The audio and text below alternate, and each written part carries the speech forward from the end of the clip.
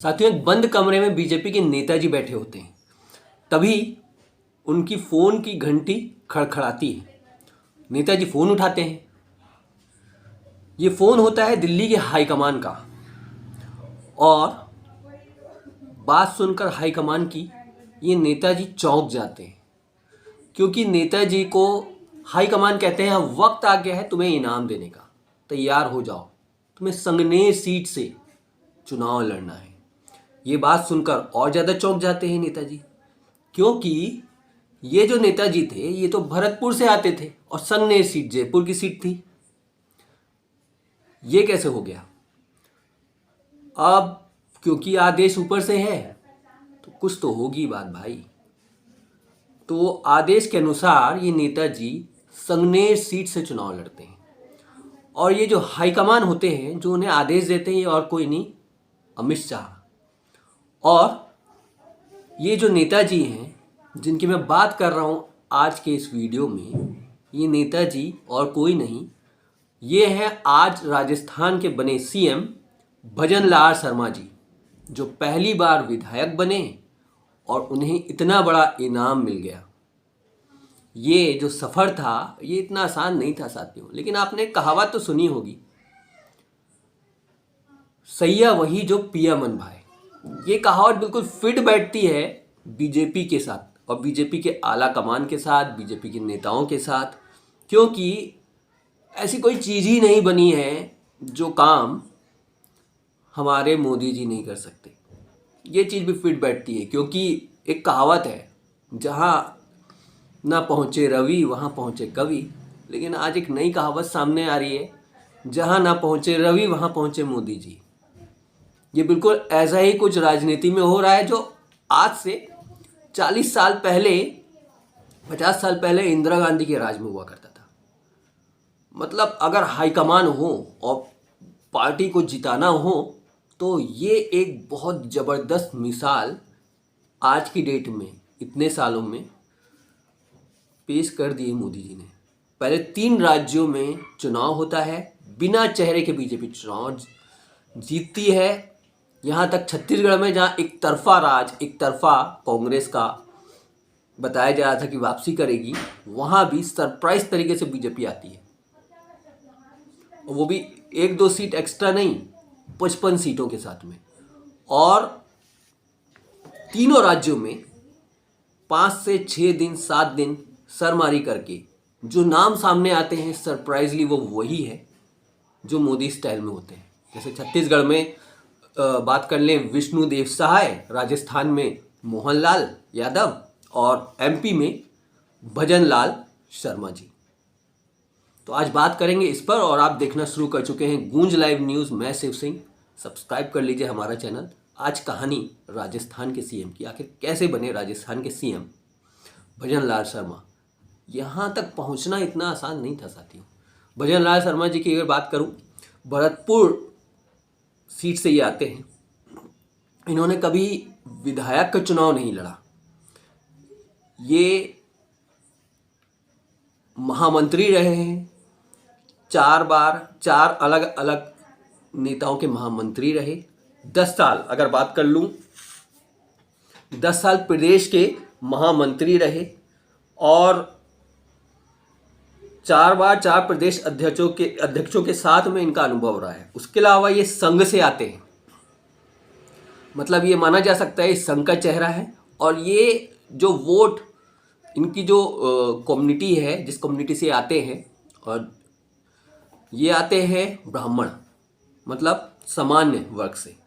छत्तीसगढ़ में हो गया SC/ST नेता, MP में हो गया OBC चेहरा और यादव कम्युनिटी के मोहनलाल यादव, और राजस्थान के हो गए भजन लाल शर्मा जी के। भजन लाल शर्मा जी की अगर बात करें, फोटो सेशन जब हो रहा था तो बिल्कुल चौथी पंक्ति में बैठे हुए थे। कोई सोचा नहीं था, क्योंकि कहीं से कहीं तक इनका नाम नहीं चल रहा था। अगर नाम की बात करें तो कल से नाम चल रहा था वसुंधरा राजे जी का, जो 2008 में, फिर 2013 में, 2003 में, माफ़ करिए 2003 में, 2000 फिर 8 में हारती हैं, 2013 में मुख्यमंत्री रहती हैं, 18 में फिर हार जाती हैं।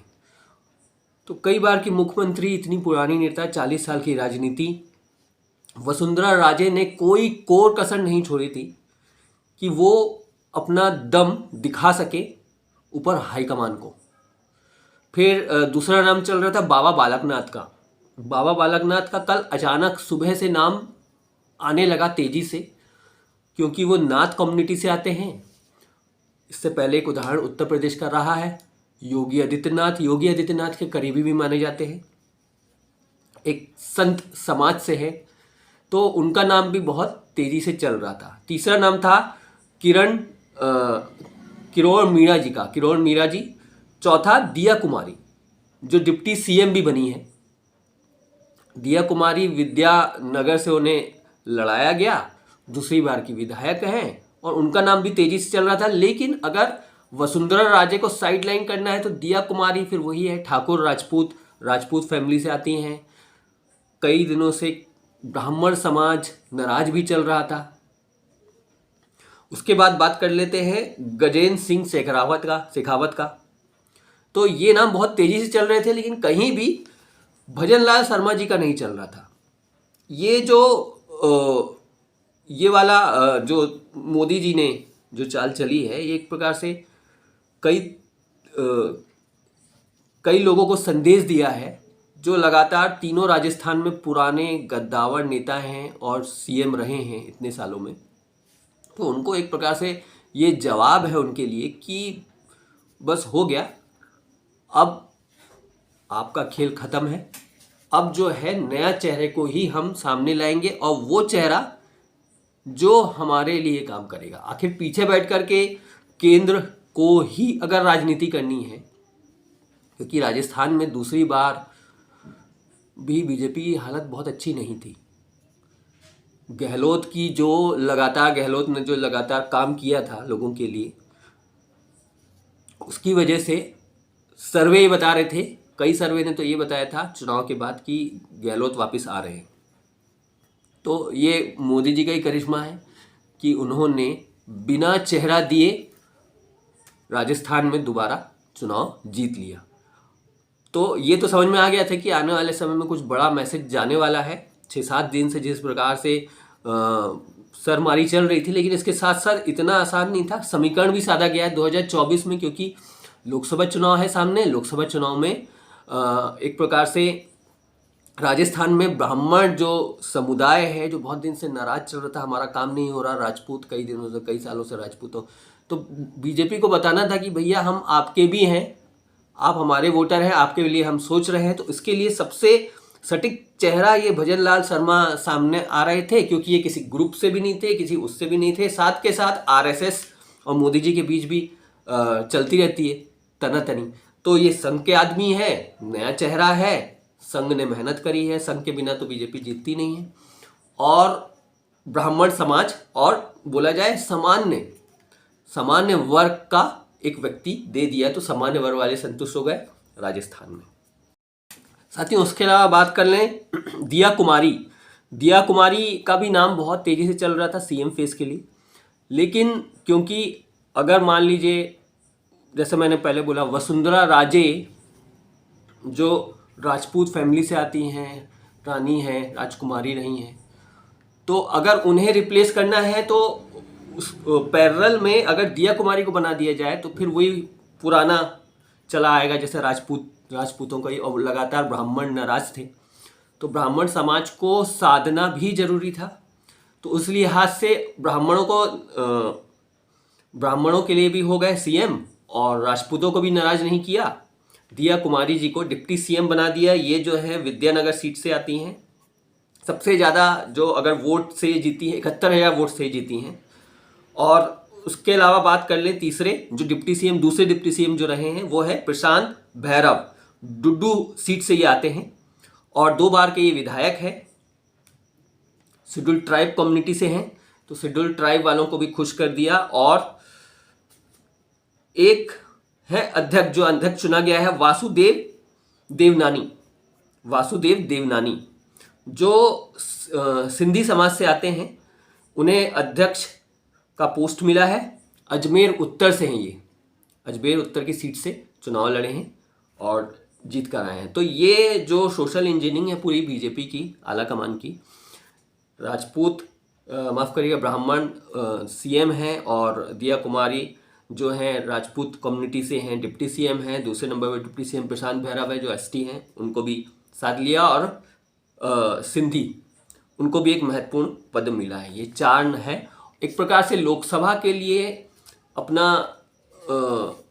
सोशल इंजीनियरिंग तैयार किया है, किस प्रकार से 2024 में चुनाव जीतना है, क्योंकि पीछे से तो पूरा काम मोदी जी को ही करना है। लगातार डबल इंजन जो सरकार जहाँ जहाँ राज्यों में है सब जगह, उत्तर प्रदेश अगर छोड़ दिया जाए तो सब जगह उन्हीं का ही चलता है।